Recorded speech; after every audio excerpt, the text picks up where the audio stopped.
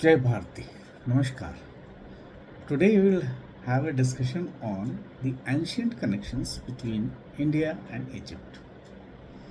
And we'll try to have a view on the Greek influence which was there in Egypt also, as Alexander had, uh, the Greeks had captured it. And there is a city named after Alexander in Egypt, which is Alexandria now, and India also. So let's start. So this journey takes us from the Indian shores to the banks of Nile. It connects to the pyramid of Egypt, to the temples and ancient kingdoms of India. So for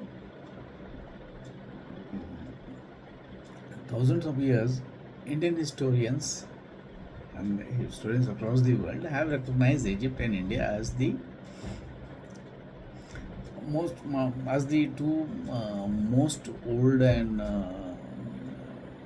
old civilizations in the world. So, and both these civilizations flourished independently. Both developed advanced system and their own religion, philosophy, astronomy, mathematics, architecture, trade. So we'll try to understand, is there any connection between them? So, and see, we'll also try to observe if there was a Greek influence, as Alexander the Great, he had influence both in India and Egypt. And was there any connection before the Greeks? So let's try to answer this. See, Alexander conquered Egypt in 332 BC. So after his death, the Ptolemaic dynasty ruled Egypt for more than 3 centuries. So there is a visible Greek culture influence is there in the Egyptian society. People are different. They are different from the Middle East. So now the question comes: is the similarity because of the Greek, or there was already a connection before Alexander came over there? So let's try to understand and see the connections we can easily understand through the names, the words which is there. It travels through business, through traveling, through education. So because see, the Indian merchants have gone to Egypt and the Middle East and the entire Europe. They used to go, and you'll be surprised to know that the word rice, or rice in English and aris in Egyptian language, has come from the Tamil word arisi. So apart from rice, the Indian merchants actually they traded cotton, pearl, ivory, precious stones, and medicinal plants. So the languages also traveled, and what has happened? It seems that the names have also traveled. So let's try to take a few words. The word, one name which is common there in India also is Meena. So India also we have this word Meena.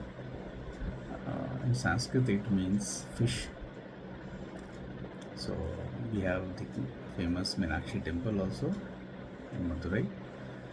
So Meena in Egypt is also a very popular name among the Coptic Christians.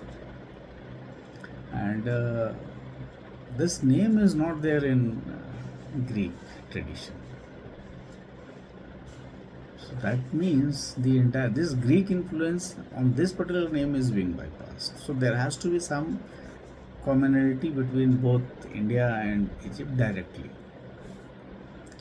So there is another word which is Maya. Maya represents one of the deepest metaphysical concepts, and this name is also there in Egypt.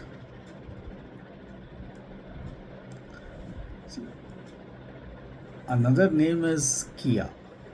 Kia is also a name which is there in one of our queens. Her name was Kia, but that is also there in Egypt.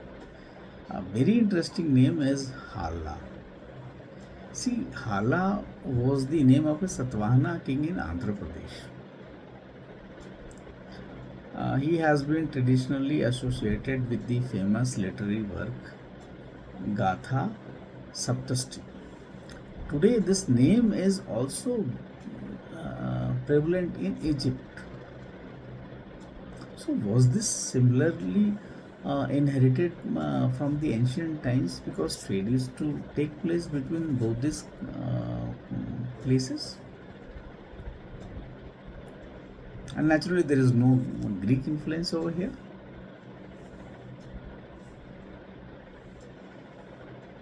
So this is the question which arises. Now there is another word called Vishya. See, Vishya is a very common name again among the Coptic Christians in Egypt, and it's also there in Bengal. In Odisha, Bengal, the eastern part, this name is there, Vishya. So there are other names also, like Amgad. You can say it as a cognate of Angad. Yes, our great Ramayana's Angad. Ramji is a name. Bhola is a name. They call it Bula. Then Sham is a name. In fact, Syria is called Sham in Arabic. We will not go into that. That is a difference. So, could all these names be accidental, or they are just because we had that connectivity through trade and cultural this thing? So I already discussed about the word arasi, which is come from Tamil word rice. In Tamil rice is called arasi, and in Egyptian it's called aris. And what we call it kheer over here, or the payasam, so they call it aris halim. Same.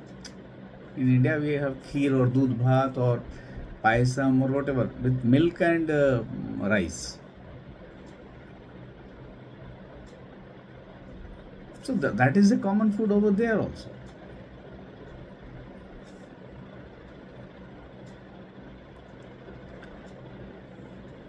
So it seems that Greek was not an influence,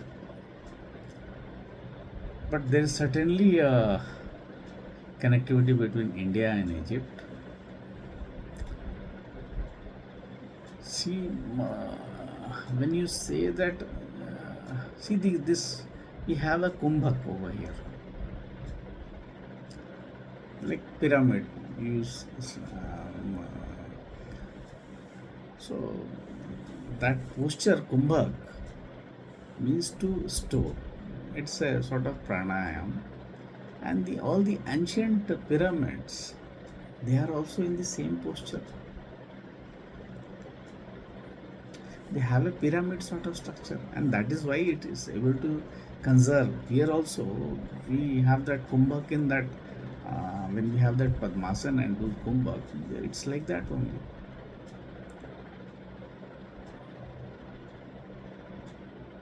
The structure is same. That means that conserves energy. And it's very evident that it could conserve for thousands of years until the British went and disfigured and almost destroyed everything. And also the other Arabian people. There are other things which are there, which Indian products have reached this part of the northern Africa. Is pepper. Pepper was already across Europe. Ginger was there. Sugar was there. Cotton was there. Indigo was there.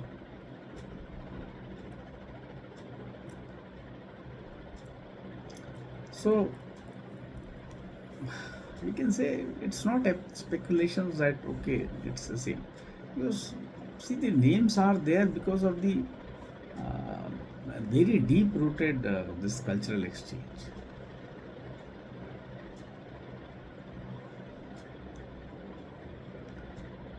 So and I think and they were separated by geography, and the only thing which could bind them was sea. They were united by the seas, but they exchanged products, they exchanged ideas, and perhaps they exchanged names. We need to find what was before the Greeks over there. Was there some Hindu civilization over there or some Buddhist civilization over there? We don't know. These things have to be found out. But the names at least show that there was a lot of connectivity between these two ancient civilizations. So it cannot be a mere coincidence that names like Meena, Maya, Amgad, Ramji, Vishaya, Hala.